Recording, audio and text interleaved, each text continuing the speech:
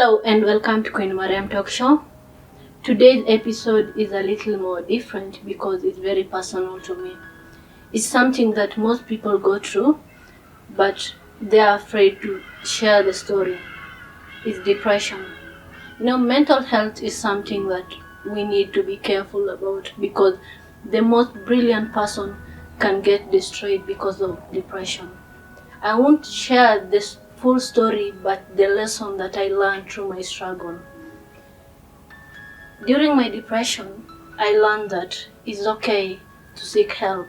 It's okay to talk to people about your problem because I was one person who was so jovial, talking to people, interacting a lot, but I became so silent. I used to put a lot of energy in watching TV, sitting in one place, eating and never minding about what is going on anywhere else. So one day my brother saw me struggling. He saw that this is not Mariam. He came and asked me what's wrong because I used to cry a lot, react to any situation. I forgot about myself and let myself be stressed with people's opinion. When I started going through depression, I never knew that it was depression because I felt that I was okay. And every time anyone talked to me, I used to react. I used to cry a lot and lock myself in a room. I didn't want to see anyone around me. So my brother saw that change in me and he came to ask me, Mariam, are you okay? I told him, yeah, I'm fine. Then he told me, no, you're not the way you used to be, because I was jovial, entertaining, talking to people, but I became like shutting people out of my life. So he told me, there's one thing he told me, Mariam, you need to go to Garissa, because I used to depend on people due to my surgery, my right hand. I went through surgery and I used to depend on people in terms of feeding me, mostly basic thing they used to do. So that thing also contributed to my depression because I can't do anything alone and I used to depend on a lot of people. I remember he gave me like 100,000. He told me, Mariam, take this money, go to Garissa, do whatever you want, as long as you just keep yourself busy because here you're not okay. I went to Garissa. I started an M-Pesa because my mom had a shop. I started an M-Pesa there, and during that time, in Garissa, luckily, it's not a place that you can stay indoors because it's so hot. So I started recovering because I was interacting with people. In our plot, there was a lot of kids. They came to me, talked to me. And one day, a friend of mine, he was a doctor. He saw me. He told me, Mariam, you're not okay. And then I told him I'm fine. But he suggested that I should seek an advice from a psychiatrist because the way he was reacting, the way he was talking is not like equal me because I'm one person who is so shy, who doesn't react to anything, whether you insult me or do this. But during that time, even if you tell me a word, I'll react, I'll start crying. So he told me, Mariam, you're not okay. I'll give you a contact of my friend. You need to go and talk to him.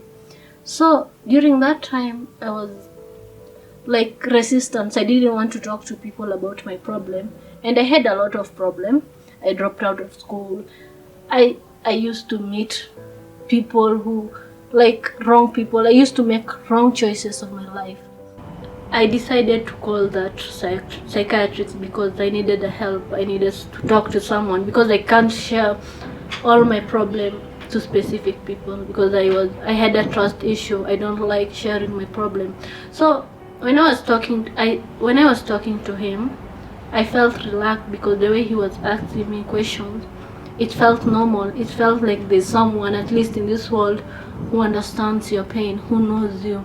So during that time, I started talking to him, cried a lot. And I remember one thing he told me, Mariam, cry as much as possible because the more you cry, the more those pain inatoka. And till today, whenever I talk to people, telling them my story, I don't cry because that day I remember crying a lot. So when I shared my story with him, he was like understanding. He helped me through it, and he told me, Mariam, don't be idle, don't stay alone, don't isolate yourself, because the more you isolate yourself, the more the problem increases. So I gradually became aware of myself, aware of my problem. So I started keeping myself busy. I started interacting to people, as many people as possible. So the one thing I want to tell you guys is, the reason why I'm sharing this story is, I don't want you guys to feel pity for me. I want you guys to find something that is bothering you in your life and share to anyone else. Talk to people, share your stories, because the more you talk about your problem, the more it will help you.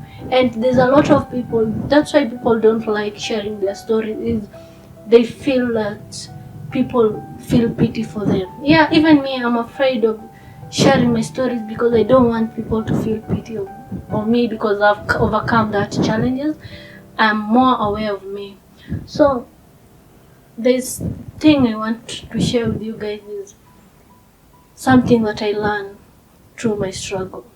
I learned that it's okay to seek knowledge. It's okay, because there's a lot of people who tells you, oh, this is haram, stop this.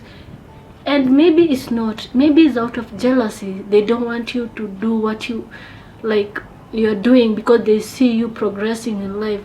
So ask them question. Ask them, where is it written that this thing is haram? So it's always good to seek knowledge. The second thing that I learned during my struggle is, it's okay to be a layback. Like, don't react to anything, because if you react to every situation, you never know how will it help you eventually. For example, if you fight with so and so, what will it add in your life? Nothing, rather than having fight and quarrels. So sometimes let go of things. Don't react to anything. And another thing is, read books, because I had a lot of people who told me, Mariam, read books. I thought it was a joke, because I was like a movie person. I used to watch movie, waste my time there. But when I started gradually reading 1 chapter, 2 chapters, it helped me. It helped me to see things from another perspective. It helped me from mentally, I was aware of things. So it's good to read books. Something else that I learned is, always put your health first, because when you are working out, when you eat healthy, when you check, you shut down the negative energy or the negative people from your life, it will help you grow. And I used to be a junk person, during my depression, you'll find chocolate in my bag. There's a lot of misconception that sweet helps you to relax.